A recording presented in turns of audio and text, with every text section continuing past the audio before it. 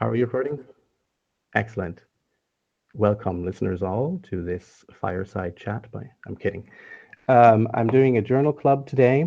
Uh, Randal Koene here, doing a journal club on subjective experience and AKA consciousness. More about that on the next slide. And doing a computational neuroscience approach to this.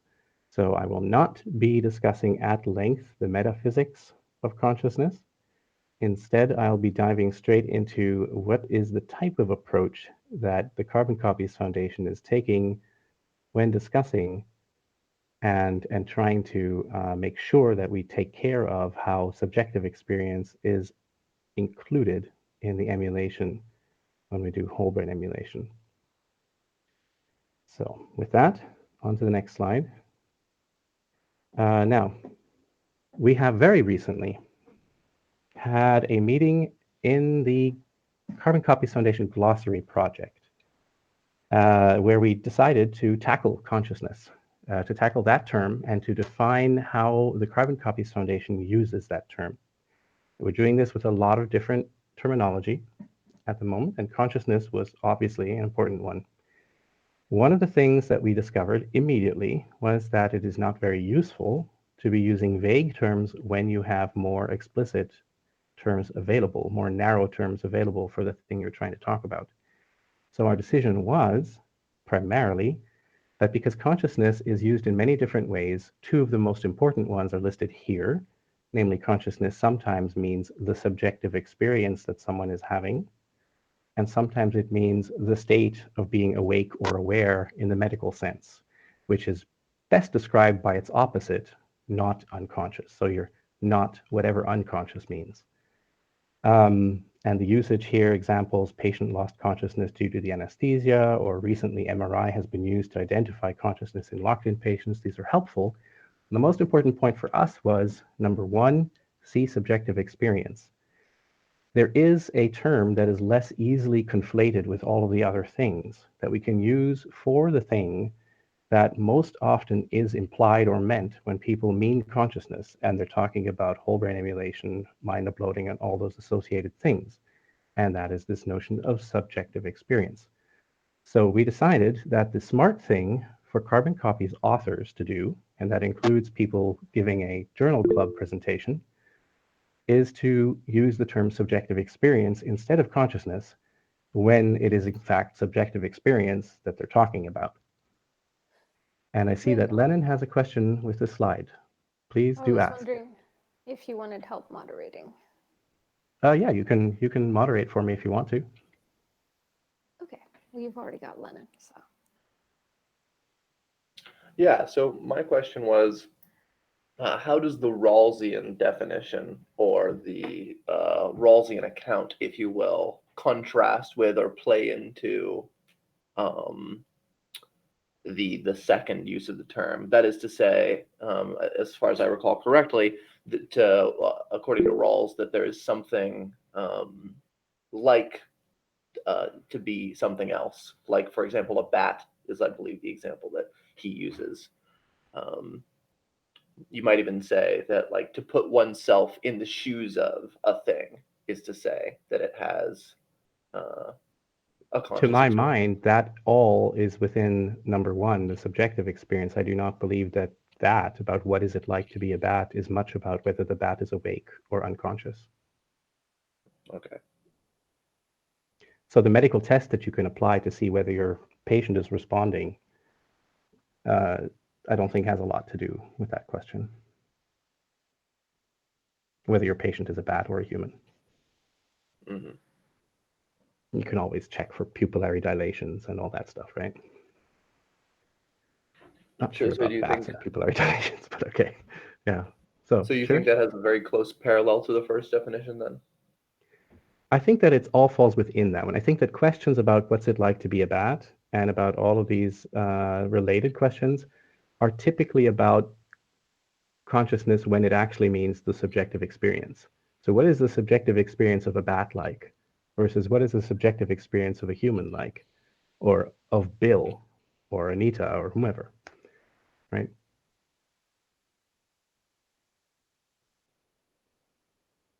If that's clear enough, I'll carry on.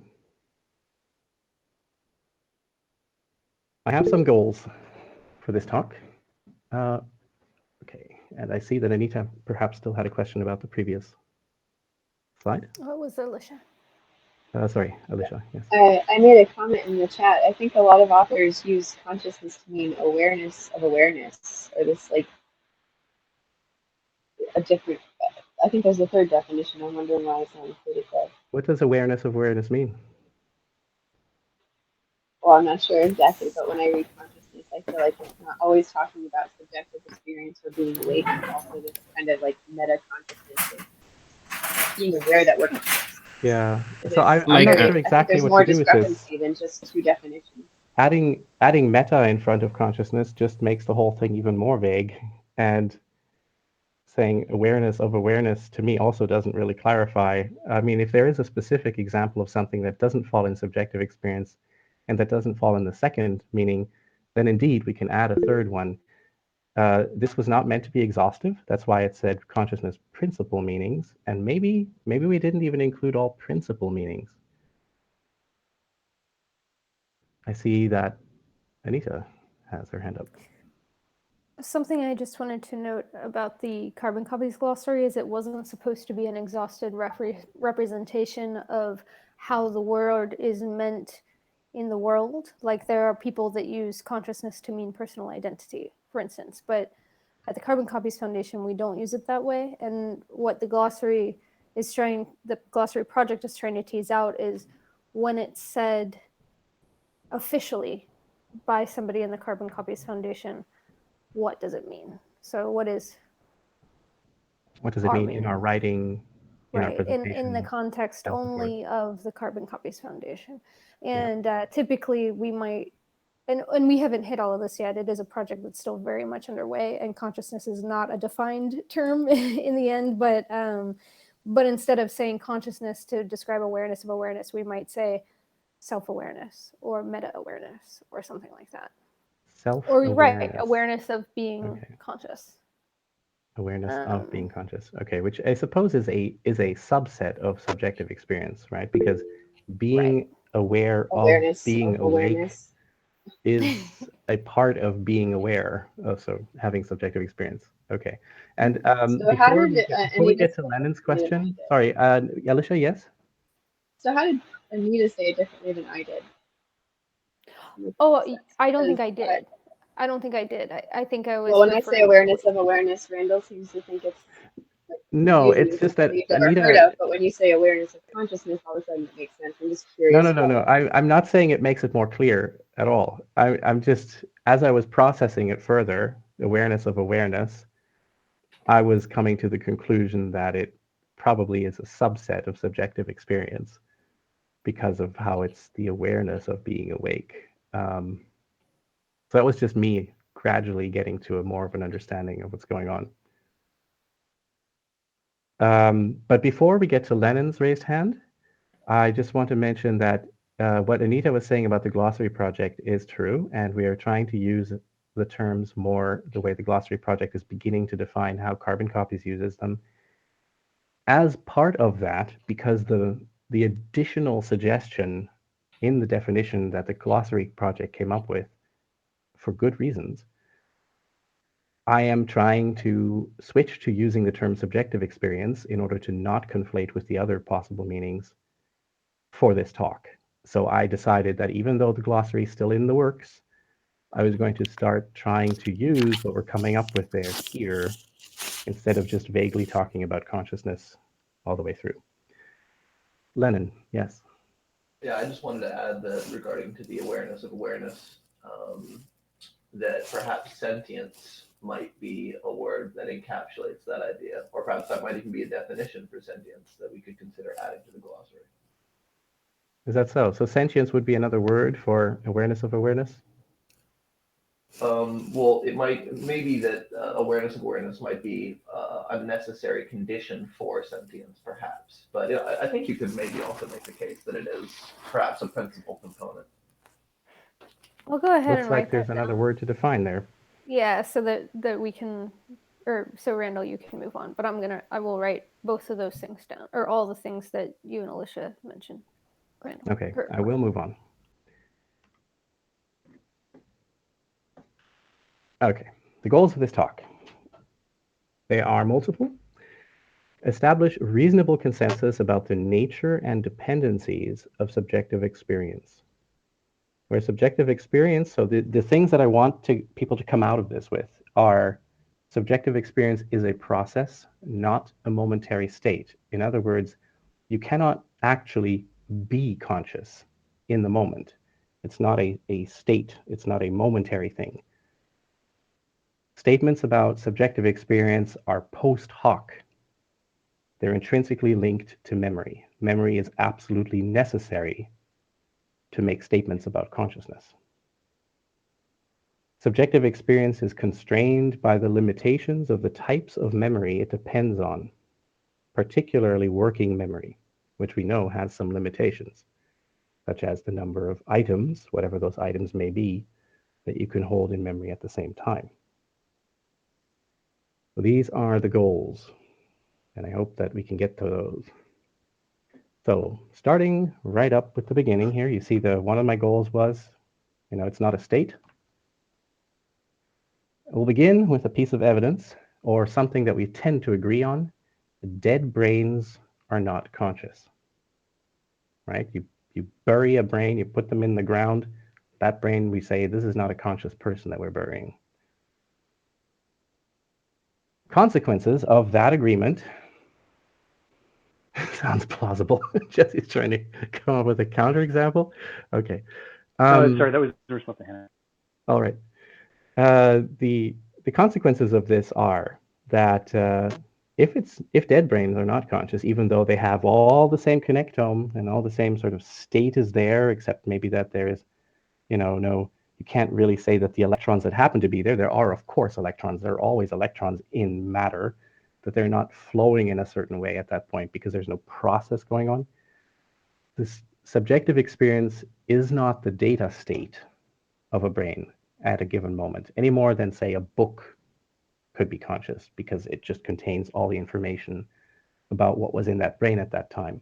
Or, the data that we get out of a connectome that we've scanned. Just because we have a connectome and then we took electron microscope scans and then we put all that data in a computer doesn't mean that we now have a conscious brain in the computer. This also has implications for things like, for example, these putative Boltzmann brains that have been hypothesized, this idea that, well, a star has so many different atoms and they go through so many patterns that it's very likely that at some point a star somewhere is going to have a pattern that is essentially the same as the pattern of the brain of some person, right? So just because that pattern is there doesn't mean that you now have a conscious being in that star, because in that star there isn't the necessary process from state to state that would make it make sense as an experience of subjective experience, right, of that consciousness. So instead, subjective experience is a type of signal processing, where the signal is the thing that carries the information, and you're processing it in a certain way. I saw a hand go up for this slide. Angela. Hi, sorry, it was me. I had a bit of a daft question which started off something in chat. How do you define that a brain is dead? How do you define that a brain is dead? I guess, yeah, I could be more clear. I could say the brains of dead people are not conscious.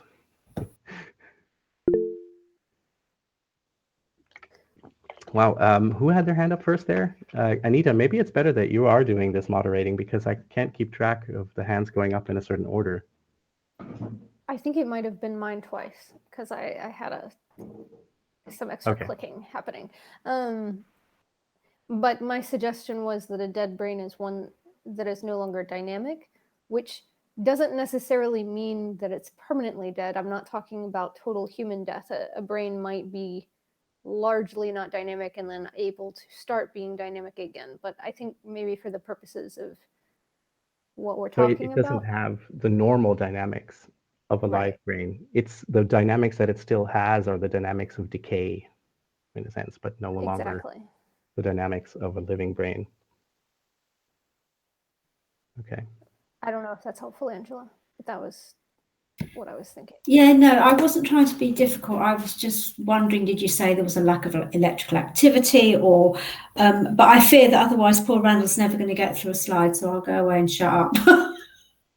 It's okay. I mean, I know there are some important calls coming up right after the journal club. Arseny is going to be chatting with someone, and I hope to join that conversation.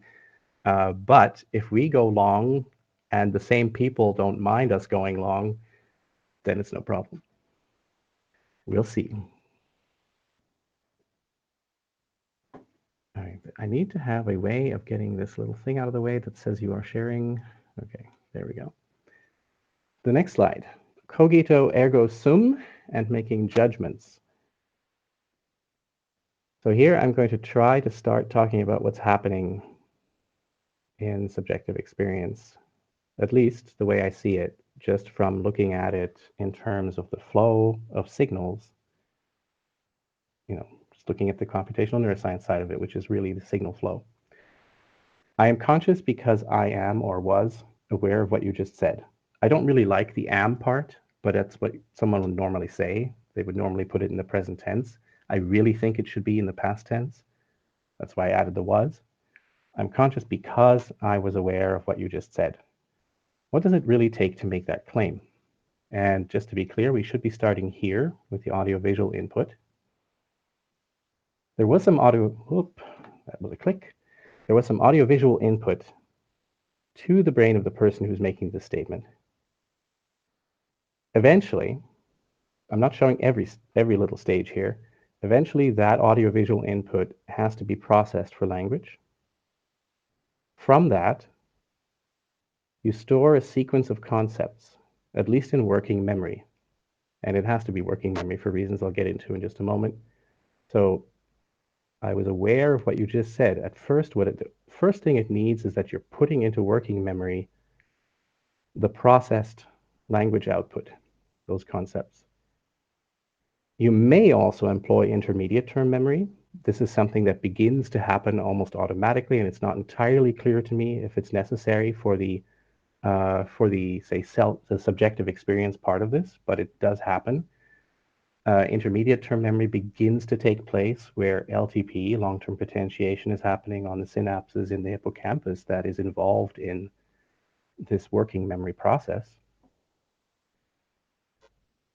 And then prefrontal executive command comes along to confirm the experience and respond. So there is some reason why a person would say, I am conscious because I was aware of what you just said. There's a reason why they decided to say that to someone. So there is some either maybe pre-existing plan or because of something that was going on in the situation, in that context, in the conversation, maybe because they were talking about, well, what is consciousness? And then they say, well, I'm conscious because I was aware of what you just said. They were in that context. So their prefrontal cortex had a plan. There is an executive command that comes along that they want to confirm that they just had a conscious experience and they want to respond about it. If you need to have more examples of what this is like, I really encourage you to watch the presentations by Susan Blackmore, who is all about this part, about what is it actually like when someone is trying to be aware of being conscious? Because this is actually this is the awareness of awareness part that we're talking about here. Now that command, it involves carrying that out, executing that command. It involves checking recent memory for evidence of the perceived conversation. So memory is already involved at this point. You have to compare with previous experiences, like what was it like to perceive that a conversation was going on. These are all things you've learned. You've set up structures in your brain to do that. You have lots of examples to choose from. You have associations that have been made. We'll get into more examples in a bit, actually. That's going to come right after the part where I show you models that are going to be hard to describe quickly. I actually think the examples are going to be very important. Those examples will help us to think through things clearly from here on. But this is just the first entry point here to see what this loop is like. So you're comparing with previous experience. You apply your learned judgment, even the judgment about what is it like to have an experience or to be aware of something.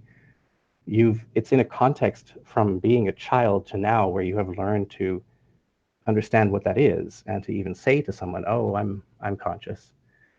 And so all of this is also including a lot of learning, a lot of cultural learning, a lot of personal learning, even making the judgment that you were just aware of something and being able to make these judgments and put them into words. There's a lot of learning involved there. So this is, again, information from your memory. And you're taking that judgment that you just made and you put that into working memory. It needs to be buffered somewhere. If it's not buffered somewhere, it's gone. Then you want to form a response, a sentence, and you instruct your vocal cords. And that's not the end of it, because at that point, the fact that you just spoke, the fact that your vocal cords just did that, produces what's called a proprioceptive feedback, so feedback from your body into your brain, that is giving you the sensation of having just spoken and of being in your body, being in this place, in this world, having just said something. That feeds back into your working memory and back into the loop.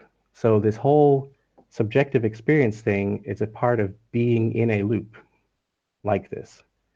And now we don't always have an ongoing stream of consciousness. This loop does break sometimes, like when you go to sleep or you're distracted by something and you're no longer thinking in the same loop, thinking about the same experience going on, but you're distracted by some other experience. Maybe a new loop starts. But there's this loop going on of input, the output you produce, and your body, and back in. So awareness of subjective experience, this happens within a working memory loop. And I'll say a little bit more about working memory in just a second, but this is a good moment to check if anyone has any immediate questions. Yes, Arseny. Just a little clarification.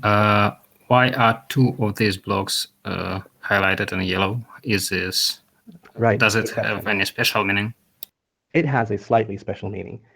The main reason I highlighted those two blocks is because when you think about what you're aware of, it feels like these two are the ones that actually rise to the point where you could say, oh, this is something that I am consciously doing, that I'm actually doing with purpose. Whereas processing visual input, understanding language, storing it in working memory, all of this stuff happens anyway, unconsciously. You don't need to do anything for that. Checking your recent memory, once you decided that you're going to check if you were aware of something, you do automatically. You compare it with previous experiences automatically. You apply all your other associations and stuff, and you put it in working memory automatically. But then, because there's someone in the conversation with you, and you're not just standing there alone, although some people do speak to themselves, you decide to form a sentence. And so this seems, again, to rise to that point where you could say, this is part of my self-model of what I'm doing. And then you instruct your vocal cords. That's, again, automatic. So that's the main difference. The yellow is just highlighting these little bits are the parts that we're actually, usually that we call what we're aware of, right? That's sort of within our self-model.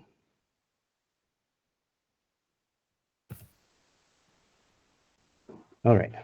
So subjective experience statements should be past tense. That's the title of the slide because I thought it was important to emphasize it, but really the rest of the slide goes into something a bit different. So as I already mentioned when I was going through that loop, I pointed out that the comparison that you need to make the judgment that you had a subjective experience depends on memory buffers. If that memory isn't there, then you can't make that statement. You can't say, I was aware of this. You can't say that you were conscious or that you had subjective experience. Now, what do we know about these buffers? There are some important points to take home here. First of all, they need to be functionally integrative. They have to be able to work with brain activity from all kinds of sources, because sometimes the sort of thing that you want to store is about language. Sometimes it's vision. Sometimes it's both. Sometimes it's feeling hot or cold. Sometimes it's coming from somewhere else. We'll have some examples that include internal sources as well. So they have to be integrative functionally. They also need to be temporally integrative, because typically because these are processes and because the experience itself is usually a temporal phenomenon. It needs to be an episode of things that have happened. There can be more than one thing that happened in that episode, however you define thing or item or whatever you want to call it. Chunk. So temporally integrative. It's interesting that, of course, IIT instantly jumped on these things, right? It's got the integrative part down pat. They need to capture instantaneously. Synaptic modification won't do for this. Even LTP is too slow to make these buffers work. It needs to be on the level of seconds or less. Something happens and you store it right away. And I'll get to Alex's question in just a moment. There should be measurable evidence. So what we want, if we weren't going to look at, we're going to examine what these buffers are like, we want some measurable evidence of the type of buffer that's there and why it should be that kind of a buffer. We want to be able to see this evidence specifically during cognitive performance that's deemed awake and aware, as opposed to the kind of cognitive performance that happens in times when you're not conscious, or when you're asleep, or when you're just focused on something you're doing, but you're not really consciously processing and not like dealing with your self model. There are other states of being, and we would like to see that difference in the evidence that we use for those buffers. Alex, you're saying all of the information presented in the slides are those from cognitive science literature as opposed to neuroscience lit. My impression is the ongoing consciousness discussion is mainly operating at the cognitive science level. You are right. I am coming into this starting with definitions, with making things clear that are on the cognitive science level. The neuroscience part, the computational neuroscience bit, is coming up in a moment, and I hope it's not too shocking when it does, because it's kind of big.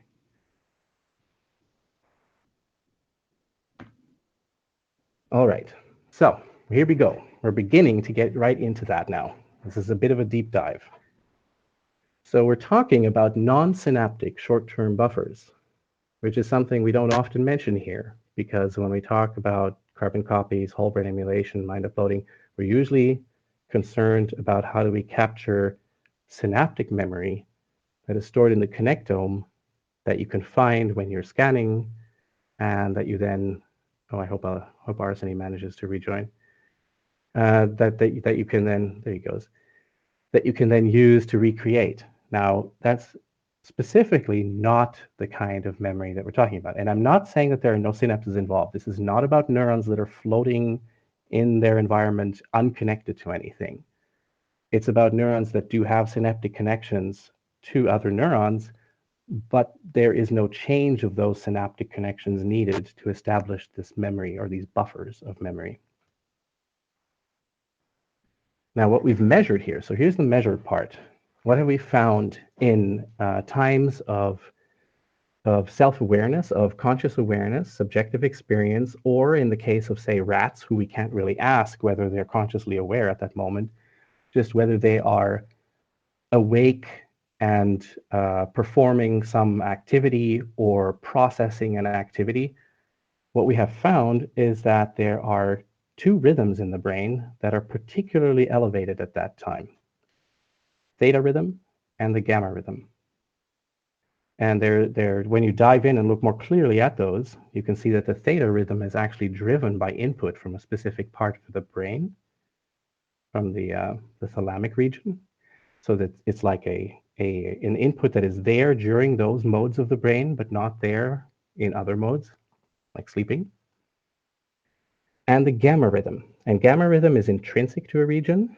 It's there because there are interneurons, these neurons that reduce activity, that cause inhibition, that are connected to all of the principal neurons, where principal neurons means neurons that cause excitation, positive neurons.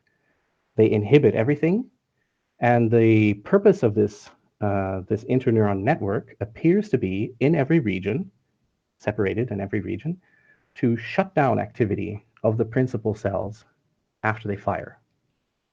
And if you look at how long it takes for them to recover from that interneuron activity, that's what gives you the gamma rhythm. That's what gives you the frequency, the rate at which they can fire after they've been inhibited. Now, this is stuff that's been around for a long time, but the actual model for these buffers, the first time that was proposed in a real computational neuroscience model was by Lissman et al. Lissman and also his student, and who's now, of course, Professor Ola Jensen, who did a lot of modeling on that. And this is about episodic buffers that use nested oscillations. We'll get into that more in just a moment. I just want to mention these tie-ins because it's important to realize how many different parts of evidence are coming together here and how they tie into the requirements for that non-synaptic buffer that we were just talking about. Let me just grab a quick sip here. One is this so-called phenomenon of after depolarization. If you are somewhat familiar with computational neuroscience, then you're probably aware of after hyperpolarization. That's this situation where after a neuron has fired, it takes a while for the neuron to recover, and that recovery can be expressed as a function that you can describe, this after hyperpolarization function that has a nice exponential decay. But after depolarization is the opposite. It's something that takes place at the same time, but you superimpose all these functions, and the after depolarization starts taking over after hyperpolarization has gone away. It only applies to specific types of neurons. It's the pyramidal neurons in the neocortex that exhibit this after depolarization as a result of some of the ion channels that they have. The after depolarization takes over after hyperpolarization, and it leads the pyramidal neurons to increase their potential beyond their resting potential. Not all the way to firing, but closer to firing. So close, in fact, that just the leftover membrane potential from previous input or previous firing is enough to make these neurons fire again. And because they fire again, and it's driven by this after depolarization, you can have a repeat of the activity that just happened in those pyramidal neurons. You only see this when there's also theta available, because the theta that's being driven by the thalamic input, that is raising the membrane potential of the neurons involved sufficiently that the after depolarization can get them to fire again. And so because the theta rhythm's involved in that, and the theta rhythm is rhythmic, it means that it also synchronizes the firing, that they will only fire again every time when theta allows them to. So it becomes clocked, in a sense. This is sustained, and it's sustained for maybe 8 seconds, maybe longer. That's certainly long enough to get LTP going, and it's also long enough typically for what you normally do with working memory. So this has given us the functional integration because it's neocortical pyramidal neurons. The neocortex spans all sorts of regions with all kinds of different function, and they all exhibit this after depolarization. It also gives us the instantaneous capture. We have something that causes neurons in the neocortex to fire, and because they're in that state where theta is going on, they will fire again and again and again. So that same pattern that just fired is going to fire again every about 125 milliseconds. Now you also have a phase offset between regions. So we'll show that in a moment as well in a model. But let's say that you have a region that is receiving visual input, and you have another region that is trying to process recognized objects and maybe tie them into experience, retrieve previous associations. You can have that there's a phase offset so that the region that is processing the visual input will process and produce its output patterns just in time for the next region that is doing the rest of the work there to receive that as input, because each of them is going to exhibit an acquisition phase and a retrieval phase in their theta. When theta is high, they're likely to retrieve because neurons are likely to fire. And so if there are neurons that are already associated through synaptic strengths for existing patterns, things you've seen before, then just firing a few of those neurons will probably retrieve all the rest in that pattern during the high theta. So retrieval phase is during high theta. In low theta, that's where you can acquire new input because there's not going to be this competing firing of retrieval.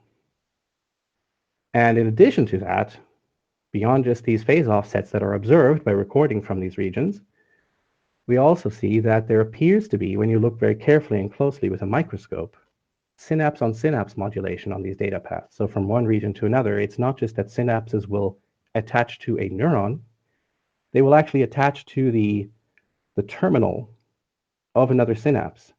And there are specific types of synapses that do this, and they can actually inhibit the transmission of activity through the synapse that it has attached to. So it's like a path blocker. It can close the gates. It can say, right now, you cannot transmit. So this is another help for this offset between regions and deciding when it's time for input and output to occur. Now, the hippocampus, which we're going to talk about a bit more too, is involved in these buffers. One useful bit of information is that the hippocampal cells, from what's been observed in recordings, seem not to be used for just very specific patterns. It's like one day they'll be involved in these patterns, and the next day, if you come back and you put them right in another environment, they're involved in some completely different set of patterns, experiences, visual things, whatever. So these cells are reused. That's very interesting. As a resource, they're not tied to a specific pattern of activity like the neocortical cells that are storing long-term information. Instead, they're being used as this pool of cells that you can use in whatever it is that you're doing with these hippocampal cells. Now, what is it that you're doing? Most of the neocortical cells that we talked about before, they have two kinds of important channels. They actually have many more, but these two we're just going to talk about. AMPA is for the transmission of activity while you're performing something. So let's say you need to drive a muscle. AMPA is just what causes the patterns to kind of flow from one place to another, activates the regions. NMDA channels are the channels that are involved in learning in LTP. Now, normally we have a type of NMDA channel that's called a fast NMDA channel. It has a timing that is relatively quick. But these hippocampal cells in CA3, they have another kind of channel called the slow NMDA channels. And I should have added, oh, I did here. Okay, slow NMDA channels, and back again. They take long enough to cause their excitation to reach the other cells that they're connected to through recurrent fibers in CA3, that the one pattern that's firing in CA3 is going to cause an excitation in the next time slot of CA3 there, when the next pattern might be coming through. You know, if you look at this inhibition that the gamma is causing between patterns, it's when the next pattern is due, then that still has an influence through the recurrent fibers. So you can bind one pattern from one moment to the next one in CA3. You get temporal binding. What's more, you get temporal compression.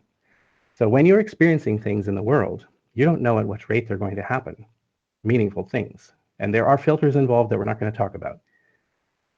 But let's say that you're watching an accident. Everything happens very quickly. So you have things that are happening within a second, and you have to just chuck all those into your CA3 recurrent buffer there. But at another time, you may be watching, the play at a casino, and you've got, the thing spinning, the ball goes around, and you see it drop in somewhere, and there could be a whole minute that goes by. So you don't know how much time is going to be between those. But as these new inputs come into that area, they appear during the acquisition phase, right, of that region, and retrieval of patterns happens at that other phase. So they can come in at any of these acquisition phases, and then they'll be put into the set of patterns that's reactivating, which I'll show you more about in just a second.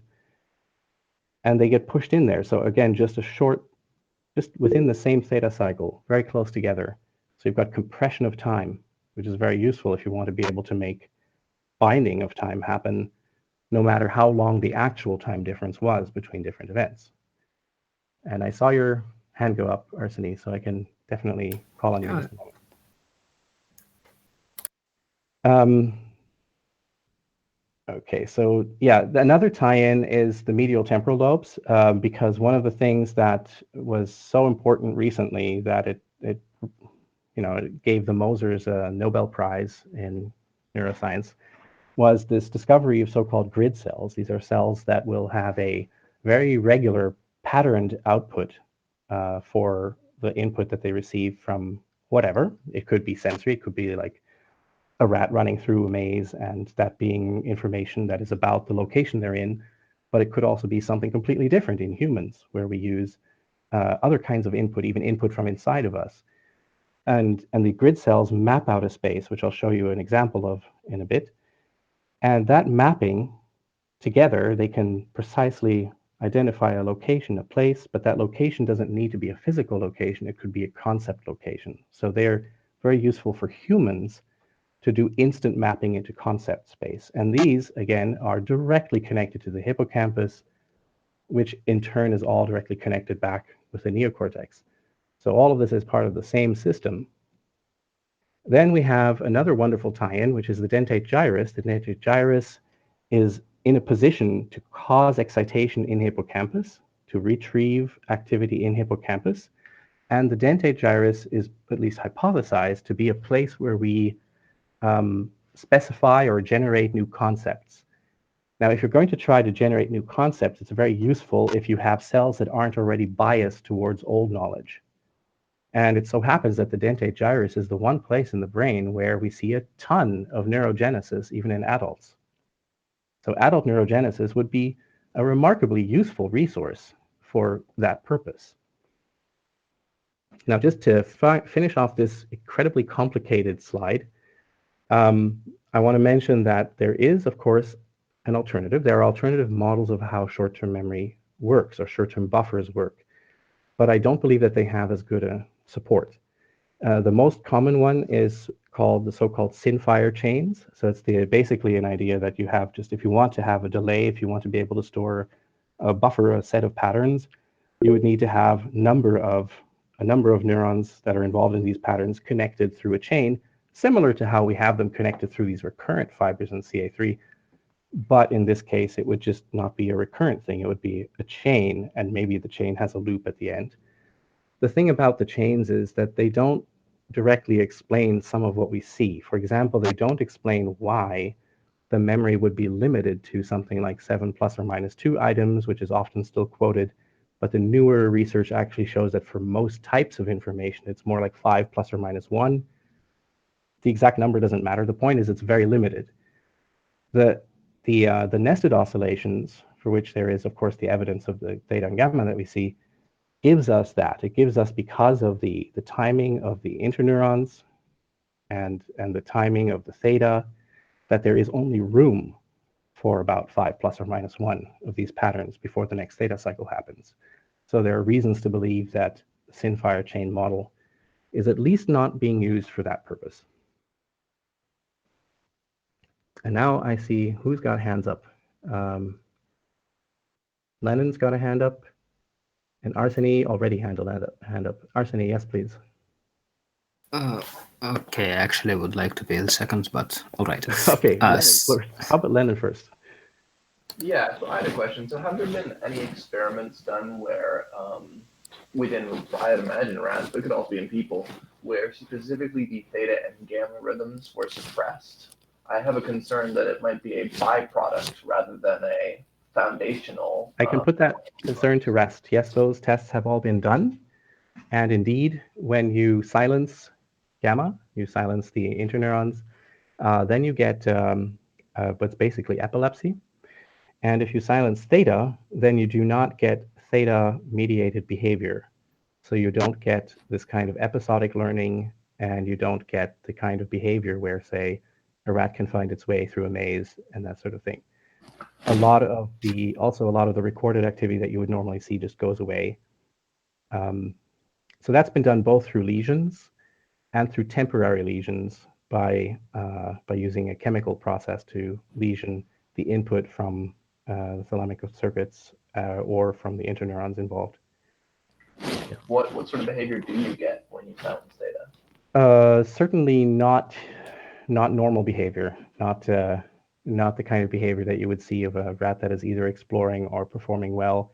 In humans, I'm not sure exactly which of these experiments have been done in humans. I'd have to check. But I can tell you that this is stuff that has been explored either through lesions that happen to exist in people, medical conditions, but also through experiments, certainly in animals, in both rodents, but also in primates. And there is maybe 30 years of work in this. So the connection's pretty strong. This doesn't say that we can't still be wrong, but there's a lot of evidence. And Arseny. Yeah, I just have two sort of simplifying bottom lines for two of the points here. I would like to check if they are somewhat correct at least. The first is about this temporal binding and time compression. So is my understanding correct that this timed retrieval of information between layers is in some way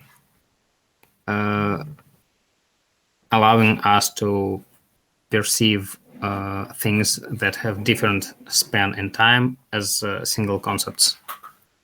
Like Yes, that we can perceive as single concept, something that is long. Yeah, that's true, but there's one other thing that I didn't mention that I should probably mention. It's it's one of the first things you learn actually in cognitive science, I guess, is that short-term memory, while it is known to be limited, because that's what psychophysical measurements and all of that shows us, even before we did any recording in neurons, it is also the case that short-term memory, even though it is limited in the number of items, or working memory, these two terms seem to be used almost interchangeably, the type of items changes, because if you are already familiar with items, you can chunk them, as they say, so that they become more complex items. So you can have a much more complicated thing where you remember 5 things that happened. Whereas if you've never seen them before, like if you've never seen a number before, it's hard to remember a telephone number with 7 digits. Yeah, Instead, sure. you would have to learn what a 5 is first. And so that's one. But then you can remember single, like a telephone number as a single thing, probably. With some training. I mean, once the telephone numbers are familiar, if you've seen telephone numbers a lot, it's kind of like with names. If you've seen names like Peter, Bill, and Anita, and Gabriel before, then it's not too hard to remember 5 different names, even though those names are themselves composed of letters. Okay. But this empirical limit of 7 plus minus 2, it is a single space for levels. Yeah, so this means that the pattern concepts. that you have to put into that buffer needs to then be referring to the more complex pattern, like the entire name. That means that the entire complex pattern has to be somewhere in neocortex already. And the neocortex, of course, also has a way of storing both complex patterns that are singular in time and of storing temporal sort of sequences you're aware of. Okay. All you need is a reference to it. So you can imagine the hippocampus being, if you're a computer person, you can imagine it as being a place where you work with pointers, and that you can have 7 pointers in there. Yeah, exactly. It really comes into the last thing I wanted to ask on this slide. It's about this place cell mapping. So it's like a lookup table for concepts, is it? Mm-hmm. Yeah. Yeah. Although the concepts that we mostly explore when studying rats are things like places in an environment, that they've run through. But it's known that the same circuit, the circuit in the brain that is responsible for episodic memory in humans, of course, is used for a whole ton of other things besides spatial navigation.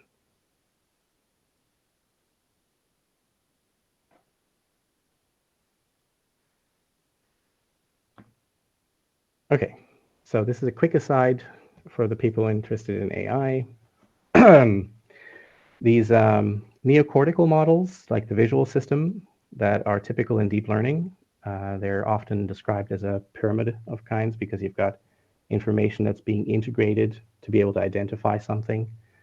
And often this other part, this thing that happens in the temporal lobes where the dentate gyrus and the hippocampus is, and this whole part is often considered the inverse pyramid that conjoins with that one, where you're not working just with elements that are all put together in the same time block, but that are kind of meaning the same thing, but at different conceptual levels.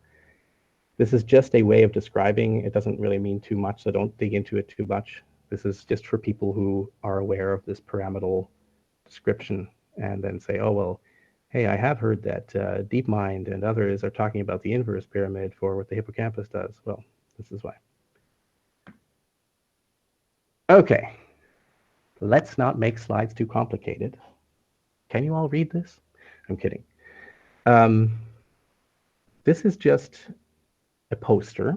It's a poster that combines a lot of what you, Arseny, have already seen in the papers that you've gone through. And I'm just going to pick on pieces of that and highlight them to show some of what we just discussed. So yes, Lissman and the others were definitely the ones who first worked with all this information. You can find the references here as well if you want. But then at the Center for Memory and Brain, and with Mike Hasselmo as the PI, I spent quite a lot of time exploring these models as well.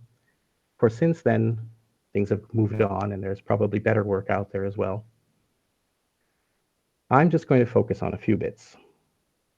And maybe we can zoom back to this poster if we need it for something. So here we go. Click, Eddie, click.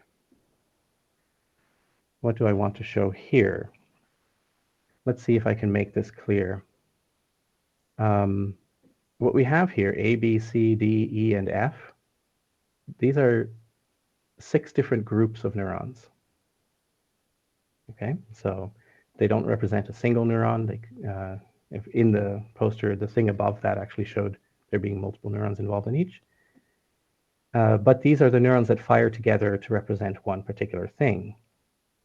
And so here we have our, during awake active behavior of a rat or a person or a monkey, you have these oscillations of the membrane potential, and you can see effects on the membrane potential here. So you can see the effect of the interneurons causing these dips where the cells cannot fire. So that's the gamma inhibition, as it's called. You can also see here that there are spikes. There's the activity when these patterns occur. You can see that after the neuron fires, you have this deep valley, the after hyperpolarization, where that neuron cannot fire for a while.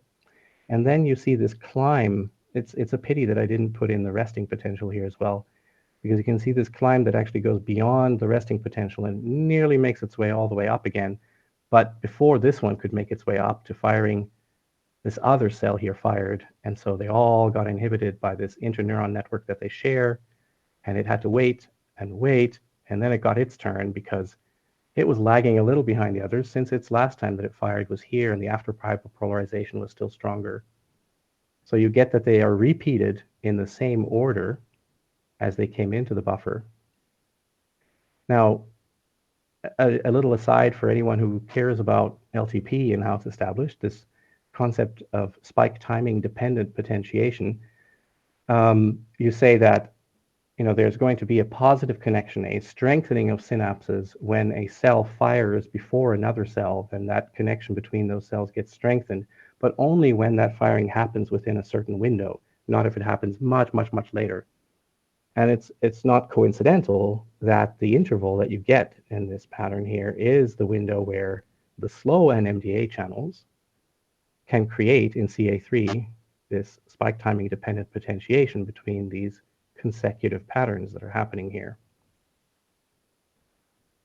And here, this part was, I don't know, this is not that important right now. This is really just showing that as new input comes in during the acquisition phase of theta, that can push out the earlier previous activity here due to the influence that that the activity of this interneuronal network has, keeps that first one from firing just as it should, and it doesn't make it, it dies. And so you get the replacement of an item in the memory and a new one put in.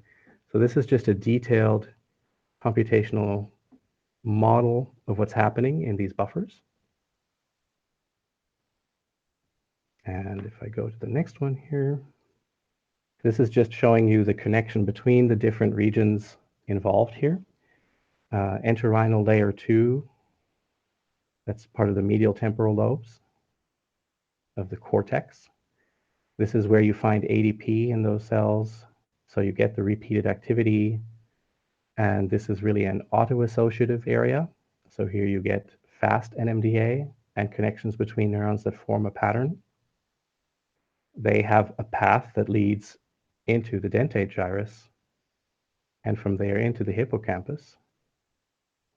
And in the hippocampus, you've got the slow NMDA, and you also have, again, your interneuronal network that acts on everything, and you have theta coming in, which is just represented as a signal here, but actually, of course, it's synapses on all the neurons. It's just that sometimes you simplify when you make these models.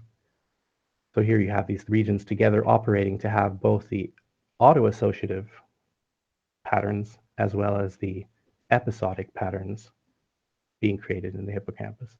And these are just a buffer that's available to all of the neocortex, all of the different kinds of input that you can have. And that is essential when you're doing this awake behavior. I don't think we have to get into this detail here. Now, before I move on to the next bit, are there any questions about the modeling so far?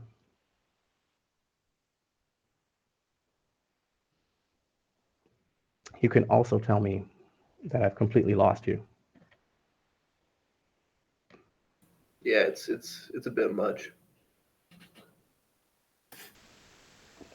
Okay.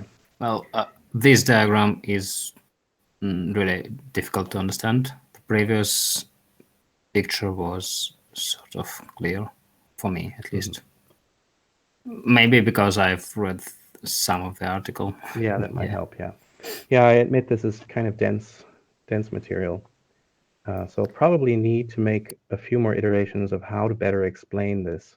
And I'd love your input, Lennon and others, for that, because I really think that if we want to work at this level with concepts about memory, and especially non-synaptic memory and its involvement, and how we then view subjective experience, which I'll still get back into in a moment, then it needs to be possible to explain this to people. Yes, Anita? I was just wondering if you would be making these slides available as well. Gladly, and I'll also happily make other materials available that are, where this stuff comes from, like other references if you want. Fantastic. Yeah, just let me know what you need. And I'm really looking for feedback on how can we better present this. Like, what kind of an animated video could we make that would really show this for people, what we're talking about? I would also really like to put together a podcast and have this be one of the Carbon Copies podcast episodes, although that would depend on, less visual dependent presentation. Yeah. The reason why I think it's valuable for us to dig deeper into this and make it clear is because I'm going to tie it back into subjective experience, and then I'll have some examples of trying to go through what sort of experiences do we have, and how can we imagine that they happen. And the reason to want to do that is to get people to think very clearly and carefully about what's really going on in the brain when, and to not be misled by the illusion of, because you're not aware of all the rest of, like, oh yeah, this is what's happening here. So I want us to be able to do that. I think it'll help us to maybe clarify some things that people might be bothered by when they think about whole brain emulation and mind uploading, and can that possibly be a person, and all this sort of stuff. So yes, I'm really looking forward to feedback. Okay, before we get back into the subjective experience, I felt like, because I mentioned grid cells before and concepts, it's useful to have a little look at how you can map out any concept instantly. But I'll just take the example of mapping any space instantly first, because concepts are no different than spaces, you just need different input. If you have visual input that's giving you spatial insight, then you can map any space, and this is what a rat does, by having a set of cells that already automatically generate these very regular patterns where this is from a single cell, one cell in the entorhinal cortex of a rat will generate activity. It will go ping, ping, ping, ping, ping when the rat is in this area. So this block here, this square, is a square environment that the rat was allowed to run around in. And whenever the rat was running here, ping, ping, ping, ping, ping, here, silent. Ping, ping, ping, ping, ping, silent. Ping, ping, ping, ping, ping. So the receptive fields, as it's called, which is just another name for synaptic pattern and what it causes in terms of output, the output produced by the synaptic pattern of these neurons in the entorhinal cortex is such that you get a regular pattern of activity in these spaces that the rat runs into. Now, a different cell has a different pattern. It pings here in an area that's a little different than this one, and you see it's also bigger. It's not as small as these. You actually have others that are even larger that will fill almost the entire space. You have some that are much smaller, that have another regular pattern, but that are smaller. Here you have a third one.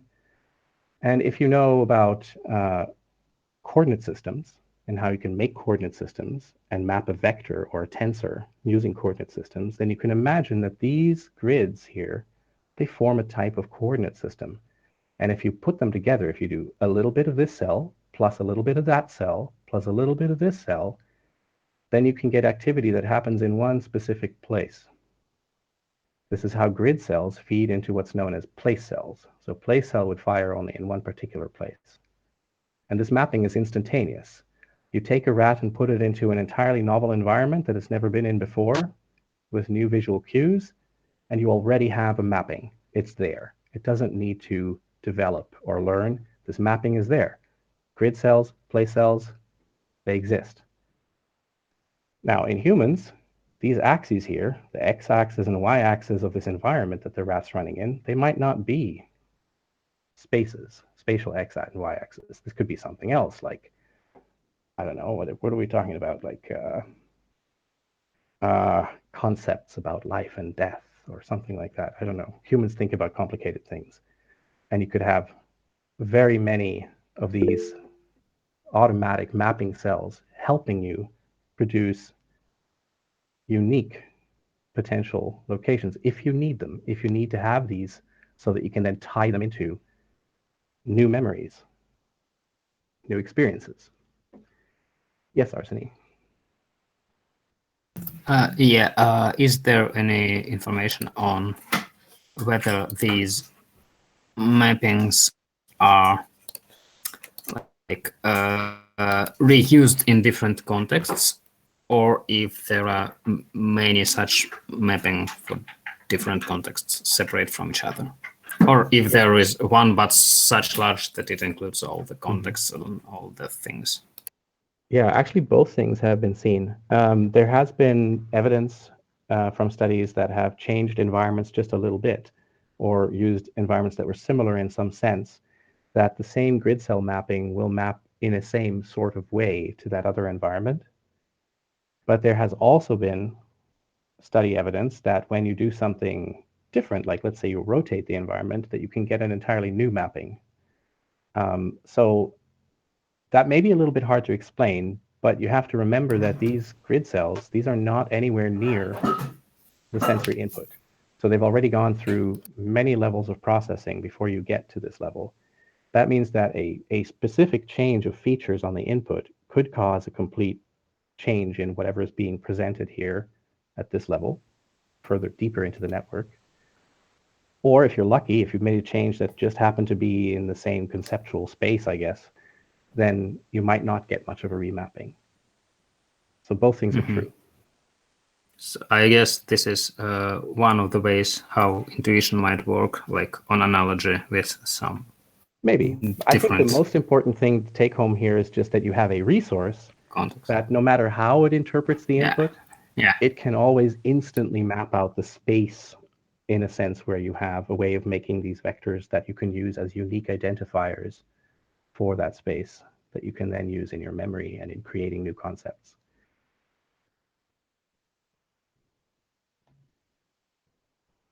So, tying this back, what does a self model need?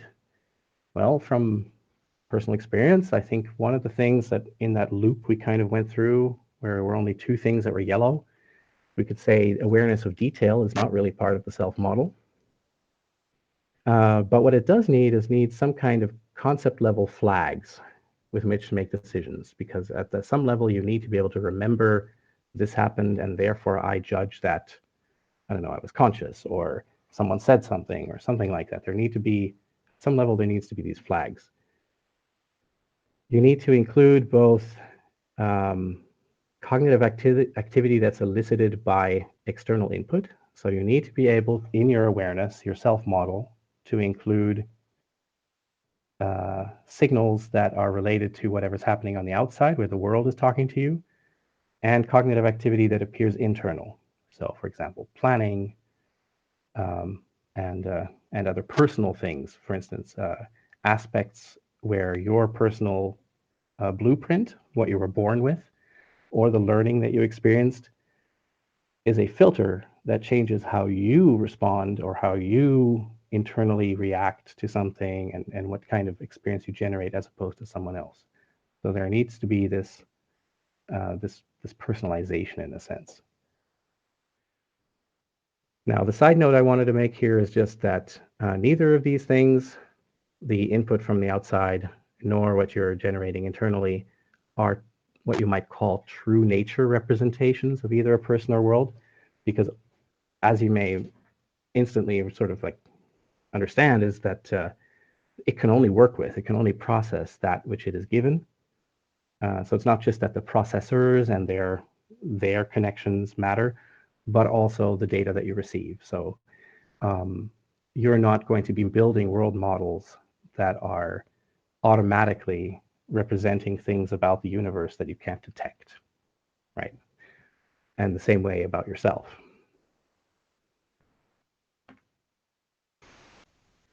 Okay, so here we're going to get into the example part, which is actually the fun part, and the one where you can do some work. Let's do some examples. How do we generate awareness of subjective experience in these examples? The example, ouch, that hurt, or I'm excited, or I have a great idea. Let's think about computation here. Okay, first example, I'm going to call this the input-driven example. Let's just go through a list of things. This is not exhaustive, and I may have skipped a step that you personally feel should really be here, but I'll just go through it, and these are all time ordered, as in what's happening here. This is my model of what might be going on, and there's no real evidence here that this is exactly what's going on.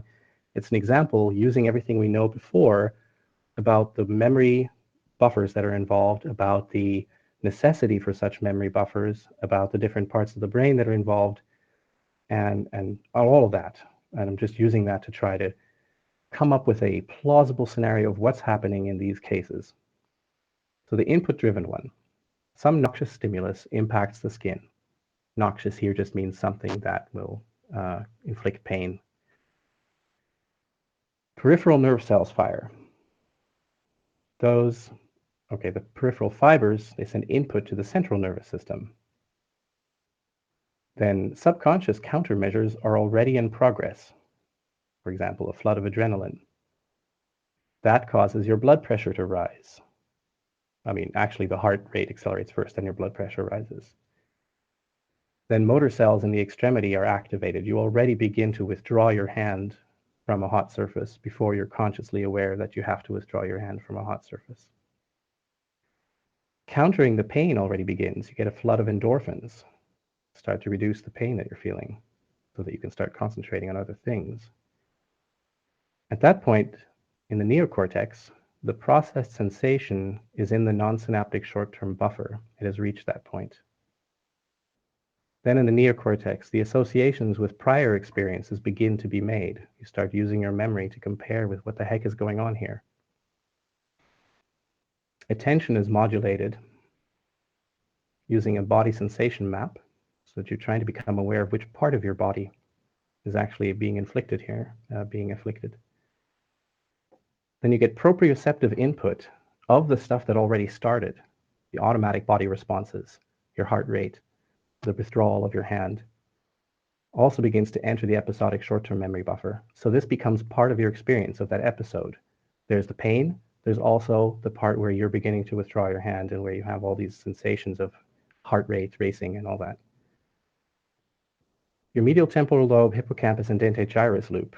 The sequence of the experience is then available, as I was just describing here, to the cognitive evaluation. Experience is placed in relation to the self model. Resulting data is available then to prefrontal cortex judgments, plans, and execution. At that point, you have produced what we might call the realization, for example, from your other memory that you had, that, oh yes, there are others in the room here while this is happening. So you decide to comment on your experience. That's your plan. That's your big plan now. Then your prefrontal cortex wants to execute this plan for verbal expression. So language is generated, and you employ the working memory buffers again in that context because you need to put together a sentence. And those commands through your cerebellum go to your vocal cords, and you say, ouch, that hurt. This is the input-driven example. Do we have any questions about this one or interesting questions? And again, here the yellow, again, is just sort of highlighting where the part of it that we can be consciously aware of, if we want to say that, is really in this yellow part. Okay. Then I'll happily go on to the next one. This one's more fun. Is it not going to show up? Is this it? Okay. The second one I'm going to call the one driven by the proprioceptive loop. Time points 0 to 2 are as previously. What's happening there is you're receiving a kiss on the cheek, and that input has reached your central nervous system. Now you have some responses that were already there from birth and some that you learned that have already begun, that have come into progress. There is a flood of adrenaline, also hormones. Then on the next step, your heart is accelerating, blood pressure is raised, your breathing speeds up, you get more oxygen. All of this oxygen helps upregulate principal neurons. You get greater sensitivity, brighter lights, elevated sound sensitivity. All of this is happening unconsciously. Automatic posture change and muscles that are orchestrated for readiness. Then in time point 7, the cheek sensation input, so this external thing, plus all that proprioceptive input, again, from your own body, they're in the short-term memory buffers and available to you. And they come from all kinds of different places in the cortex. The sequence of the experience is buffered in CA3, and it keeps on reactivating in a loop. So you're going through this loop in your working memory. The sequence of activity patterns causes retrieval of associated learned memories, like a sensation, emotional valence of previous occasions, other kisses that you've had. Then in time step 10, the active context that you're in causes additional retrieval. There's more stuff going on besides just the kiss. He or she is here. He or she attracts you or is dear to you. So you attach a positive valence and an emphasis to all of this that's going on, to the same pattern that's in your working memory already. The amygdala gets involved here. In time point 11, you do a comparison with known self states, so previous learning that drives the prefrontal activity at this point. Like, what are you going to do now, or what are you aware of? And that's when you realize, I'm excited. So you see, there's this whole part about the proprioceptive feedback from your body that's actually making you aware that you're excited. It's not as if that's just some magical thing hanging around in your soul going, oh, I'm excited. No, it's this feedback loop. And so at this point, I'm just going to not continue that example to keep this PG rating.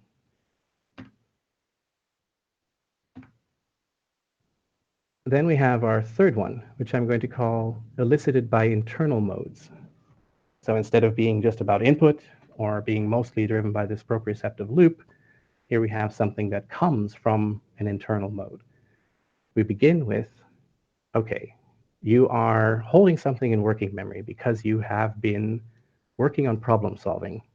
You're trying to retain sequences that you're working with while applying learned operations of rational problem solving, like if this, then that.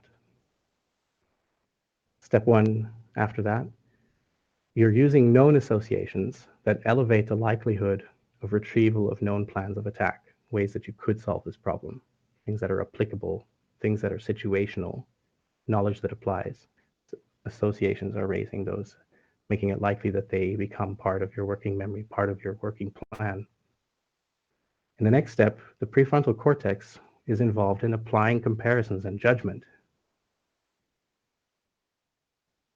You have an internal model of the problem, or you're building it, and the approach that's being constructed.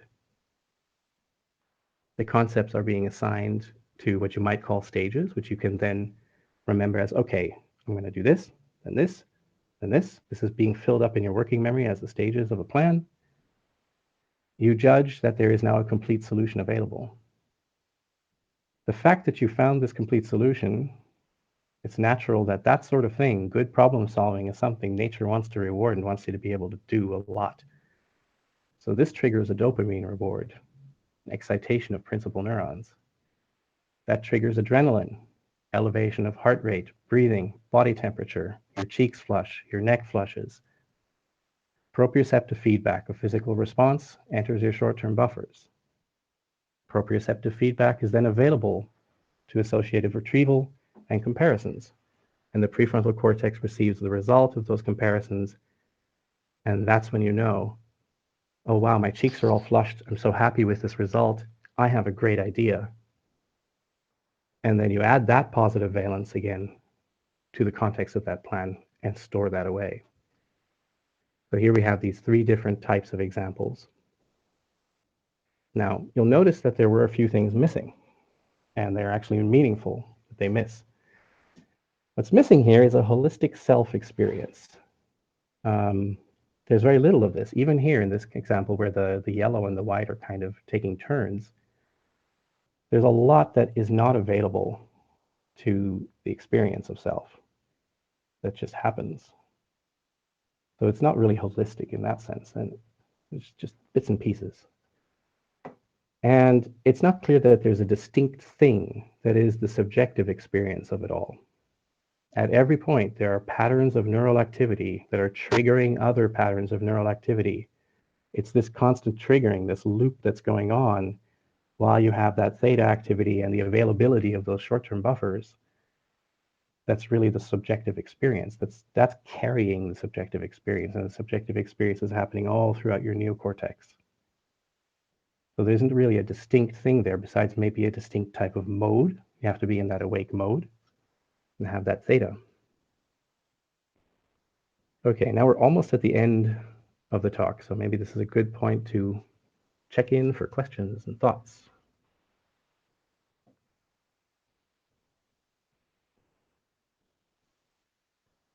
It could be that I'm all alone now and everyone else has dropped off. Yes, Arsene. Yeah, have I understood correctly that in this last example, it's meaning that the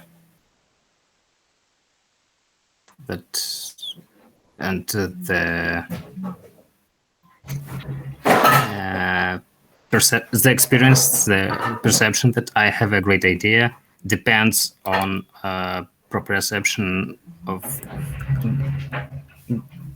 the greatness of that idea being like represented in the body response. Yeah, I think the meaningful clue here is that this bit, that the judgment that the complete solution is available, that's not enough to give you the sensation of a great idea, because there's more attached to that sensation of that. So, you know, the subjective experience of having a great idea, it needs that unconscious stuff that then happens, the dopamine reward and all of that physiological stuff that happens once that comes back, then you've got the full picture of the experience of having just had a great idea. This one here before that could be a very academic kind of experience of having a great idea, but then it's not really a great idea. It's just, I have found a solution to your problem, Captain. Kind of the, an emotional robot type of thing.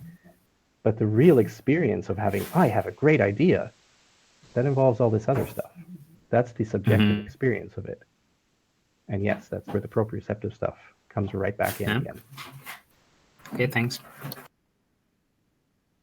Right. And the reason why I thought these were useful adventures into examples is because you can now take this to the next level. You can always ask yourself, well, what happens in this case? Or what happens in that case? What can we imagine is going on here? And so we can even apply that to questions that we have about the level of abstraction that's okay. So where's this separation that we can do? How does that work into these examples or similar examples? Or we can think about questions of personal identity and try to walk through them in the same sort of way, where we're really looking at the path that something takes in the brain. And don't get distracted by just the notion of, oh, but it feels like this. No, imagine all of the things involved there. And it makes it much more clear what's, in a sense, real and what's more just the illusion of how it is. I just think it's good to apply this kind of step-by-step thinking about what's actually happening, even though a lot of this is, of course, speculative. A lot of this is using models that are supported by some evidence, but then also a lot of speculative thinking of then, well, how could you make this happen? And where does this come from? What do we know? Well, we know something about dopamine and about heart rate and about how it affects and proprioceptive feedback. And so many different bits of evidence are combined here. And yet, that's more precise and more useful in the sense that you can then test specific parts of it and either judge them to have been wrong and come up with a better result, or say, hey, that was actually quite good. We seem to have evidence for that using this. That's more useful in a sense than the type of just freewheeling, metaphysics about what's going on here. Not that I have anything against metaphysics. I just think that when we're trying to come up with emulation of the brain, it's useful not to be so freewheeling, but to try to make it all as testable as possible. And that's what we have here. So this is something I took out of a talk that I gave for Scott Jackish's group in the Bay Area once. This was just to then take some of these thoughts about how all of that subjective stuff works, to mention that it in fact aligns with attention schema and global workspace theory, which also has this sort of in the loop stuff going on, and that we can make here a list of how the functional complexity that is available in a specific animal or machine or computer program, and how that correlates with the cognitive capability right up to subjective experience. It's another way of looking at this, besides, say, for example, the way that integrated information theory looks at things. And I've noted here where that actually says something. So we could say, for example, that of all the things that are needed to get to the full subjective experience with the entire cognitive capacity involved, most of the AI that we have now, the narrow AI and neuromorphic devices and all of that, they fit in this category where it's reactive to input-output. It produces output as a reaction to input, has a fixed response, even if it's a learned one. So associations may have been learned, but they're fixed because you can't do any more learning. It's just been pre-trained and then put into a device. Then you have the version that's a little bit more modern, where you don't just do the learning as you're developing your app and then you make your app available, but instead you still have learning involved. And I remind you that I'm not just talking about computer programs. This could also be animals. You could have some kind of animal that is very fixed, like the nematode that maybe has one particular network, versus, say, Drosophila that has some learning or something like that. Now, nematodes aren't completely fixed, so it's a bad example. But you can have learning involved in the system, the plasticity that's there, the adaptations, that's kind of the next step here. Then you've got your feedback loops. So you don't just have a forward system that has some learning in it, but you have the ability to include your own output in your learning. So recurrent auto-associative loops there. These are necessary for scalable and stable error correcting and all that sort of stuff. This is actually where IIT begins to make statements. It sort of judges the degree of capability at this level. If you have a network that has a certain number of inputs, that has recurrence in it, IIT can calculate for you some value that is supposed to make a statement about how capable this system is. Then you can have the modular breakup, that you don't just have a single network with that loop in it, but you have all these different modules responsible for different things, because a more elaborate complex system can be made in a robust and reliable way if each of those modules does only a specific thing really well and they work together. And this is actually interesting because at this point, even though that leads to the even higher cognition, this is actually a point where the IIT metric can drop, because you suddenly don't have this full connectivity between everything. You've got regions. So you're more stupid? I don't know, something like that. And then you get abstraction and conceptual state modeling. So the self model being involved here, why being a human with a subjective experience is a particular experience. This is sort of the last little step on top of the modularity. And we talked about that at length, so I'm not going to get into that right now. Yes, Arseny.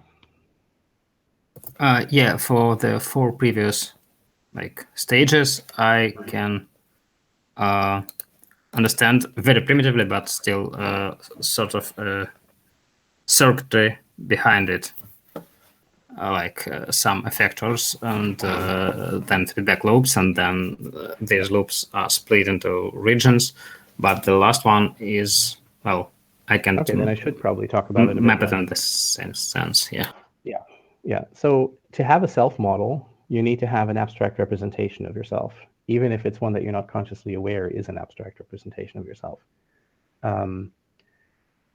And to be able to make concepts, make abstract representations, you need some system to be able to do that with. We talked a little bit about some of the circuits that actually can be used to make these kinds of abstractions, to be able to chunk, to be able to learn new concepts. So I think it's not as important to try to detail again what those pieces were, but just to say that just like all the other 4 systems here, we're about having a specific kind of circuitry and having activity within that circuitry, dynamics within that circuitry. The same is, of course, true here too.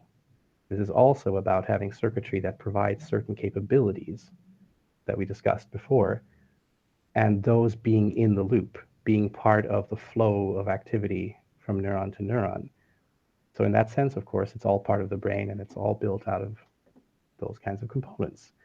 And in that sense, it's nothing very different. It's just that it includes this modeling aspect. Now, you could be modeling the world around you, like a rat maybe does, to model the space around it and to map out conceptually where everything is, to have a spatial understanding of where to find things. And the same way, you can be modeling yourself.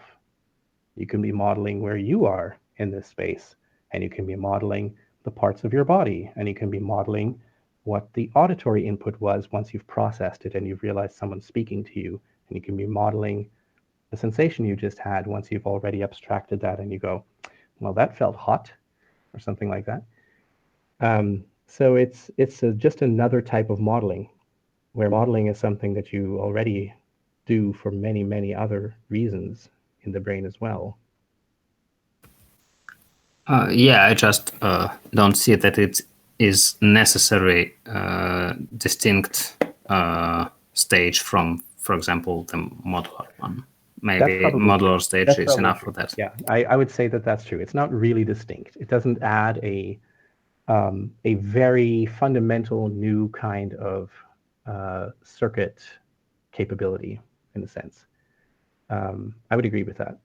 I think the only reason to put it here separately is because it's the focus of so much discussion about what makes the human experience unique, the subjective experience. But I don't think that from a resource perspective, from the capabilities perspective, that it is unique. It doesn't introduce quantum mechanics or something. It doesn't suddenly give you like, oh, we need quantum computing to make that possible. Actually, that would be one of my points, is it does not need something like a quantum brain to have consciousness. Okay. All right, bonus question before we tie things up. Now, having heard all of this, and I'm actually don't have an answer for this one, but I just wanted to throw it out there. If you consider this kind of a chain and the mechanisms involved, why might a soul, self, or homunculus appear as obvious as the existence of other people when your brain works in the way that those examples just ran? What could make you feel like there is this other person inside you? Yes, Anita. My guess would be that the model is something you feel to be distinct and not part of the same process. So like when you have that last stage and you're doing your abstraction, for some reason you have the emotion of feeling like it's its own thing. So the emotion of that feeling like it's its own thing, kind of like you become aware of the proprioceptive feedback as if it could be input from somewhere else.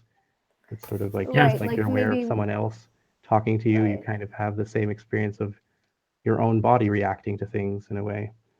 And that makes So it just perhaps as it's distinct not as another distinctive. person. Good thought. Idea. Yeah.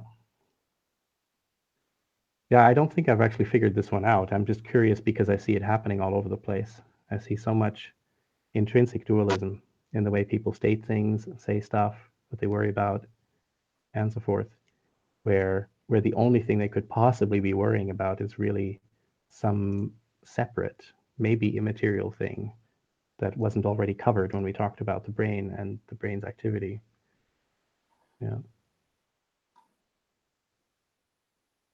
Now we can still keep on talking about this, of course, but before we do, I just want to make sure that I don't forget this. In this slide, I just say what I hope to do with it. So I really hope to improve this further by getting feedback on it. And so maybe when I send out the materials, then you can also give me feedback on it. I'd love it if we can produce a video, maybe something else, I don't know, but I thought that maybe an animated video might be a good idea to try to walk through things. And then I thought maybe we can include that in some of the materials we have, and maybe the wiki and whatever else needs it. And many, many thanks to both Anita and Keith. And did I forget someone else who was at that discussion? Lennon, were you there? Yeah. You were? Yeah? Mm-hmm. Okay, then I should have thanked you as well. So there's one correction for these slides already. Yeah, thank you very much for that conversation. I've been meaning to give this talk ever since then. So we can either just quit here because we've had enough to process, or we can converse a little bit about it, however you feel. I do think it might be fun to make maybe more than one animated video based on it, because I really liked the scenarios and how you could apply these processes. There are different ways that they could be implemented to an emotion or a thing that is felt, and I could see how that could translate nicely into like an animated video. So I think Jesse's not here anymore, but I think he would agree too. I think an animated video that went over these T's to 0 to 15 in like a clearly sequential step-by-step way would be like a direct kind of response to the implicit dualism that you're identifying. Like, I think it really, at a subjective level, if you don't mind using that lingo, kind of combats that whole framework. Okay, so then definitely these examples are a good point to do animation. Great, yeah, I think so too.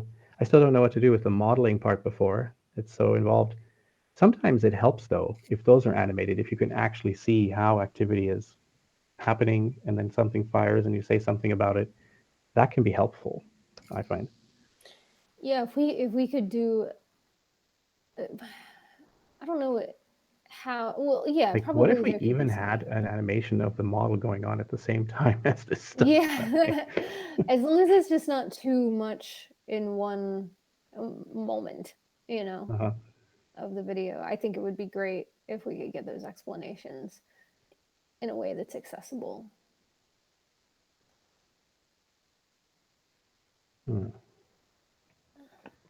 And it might involve, these are the background things, and it could, I don't know, this might be too ambitious, but leading people through the stages of being able to understand those complex graphs and complex Yeah, we could diagrams. do a 12-part tutorial computational neuroscience course on learning how to work with Specifically the model. specifically for those. Using BrainGenix as the platform. Yeah, that is something to do.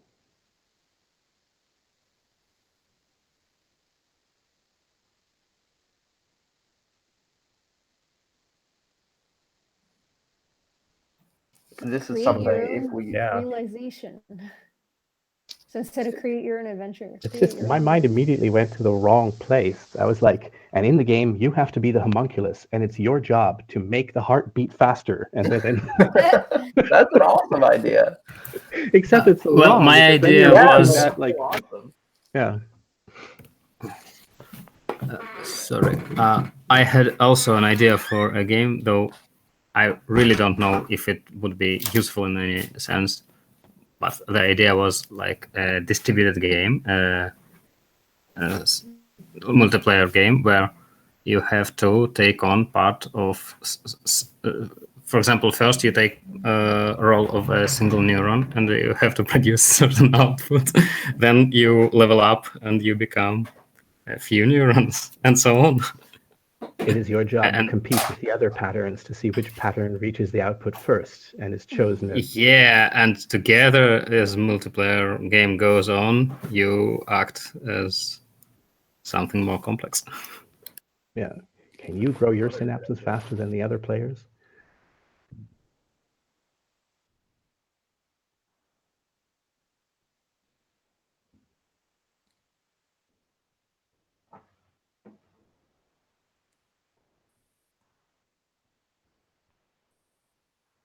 I don't know what that means.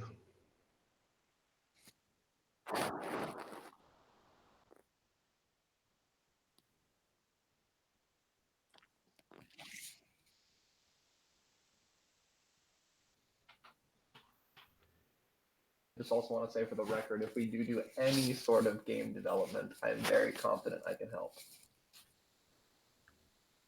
That's good. This is something I think I'm actually very naturally gifted at, or maybe not naturally, but.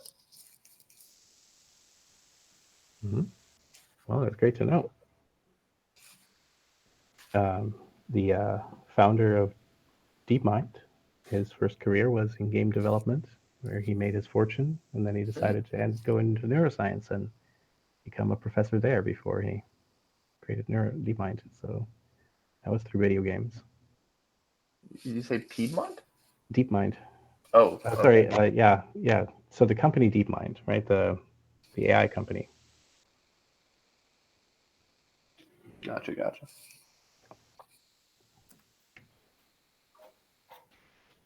There's something I'm forgetting here.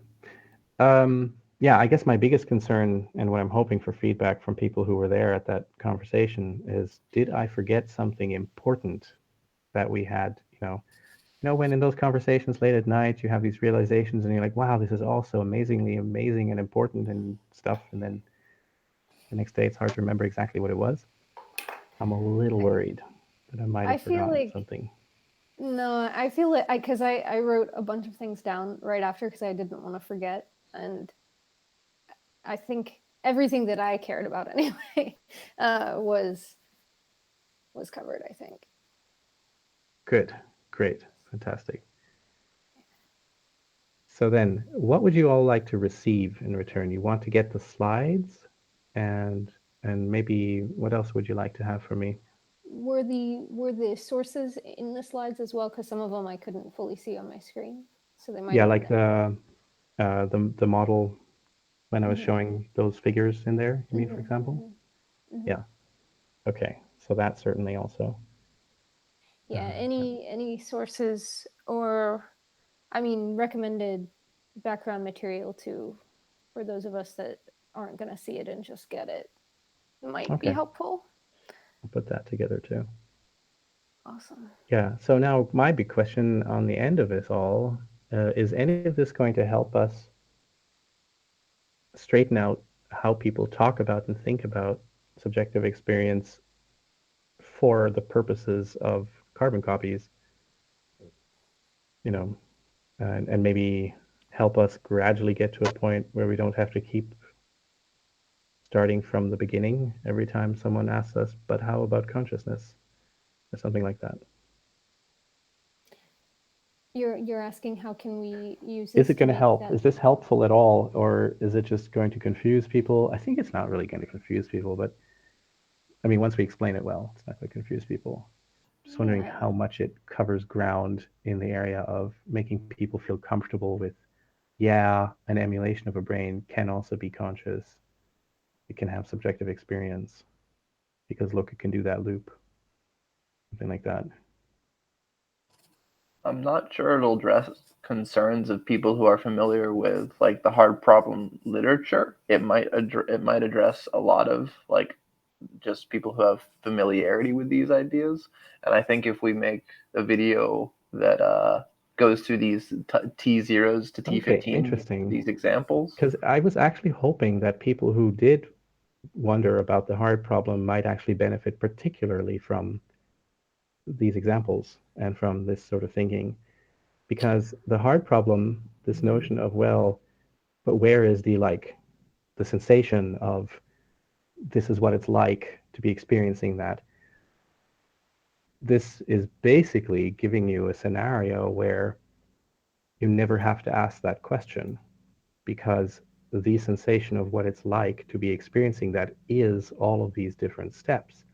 And the fact that at one point you're becoming aware of the proprioceptive feedback and that is affecting the output that you're producing and is giving a kind of valence to the memory that you're storing away. And so these steps here that are showing how something's actually potentially being done in the brain as part of a circuit, to me at least, it removes some of the, well, what does this mean about why do we have this experience? Because the why is no longer a big why. It's no longer a why about the whole thing. It's not just one holistic, no, give me an answer as to why the whole thing feels a certain way.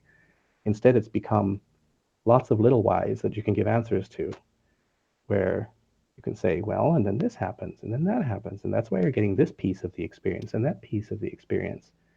So to me, this granularization, breaking it down like this, is what makes you start to think, well, if this is how it works, why should there even be a hard problem? Yeah. Yeah, I definitely think that for some people that line will be very striking. But I think what I was saying is I think some people like more engrossed in the literature will, I think they still might have objections. Mm-hmm. I think like the hard problem being about why the I don't know, higher order phenomena of the kind that we're referring to emerges from the more basic components. I still think that there's probably some heated debates that can go on about that. Right. Yeah, we would need to do some more granular explanation of something like realization. So you, for instance, have to break that down to well, there's some process going on of comparison that produces an output. That output becomes part of this other thing that you usually do, and then something gets stored away over here. You have to break that down even more to get rid of the big terms that are still sort of stand-ins and that can get in the way where someone says, well, there's still a higher order problem here. Mm-hmm. A realization seems to be something that really is happening outside of the brain, because how can you realize something? But then we'll say, no, realization is, of course, also a process. Realizing something means that you have a situation and you have compared it with things you've come across before, and then that has produced some kind of an output, and then you use that in a certain way. And then once you explain all those chain bits, then you again finally get to a point where you can say, okay, this big term has been broken down enough that it no longer seems magical. Mm-hmm.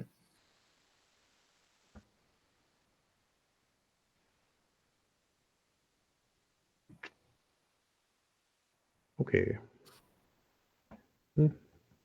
Well, enough about this. I think we have another call to get into. So if you guys are all okay with it, then I think Thomas can stop the recording.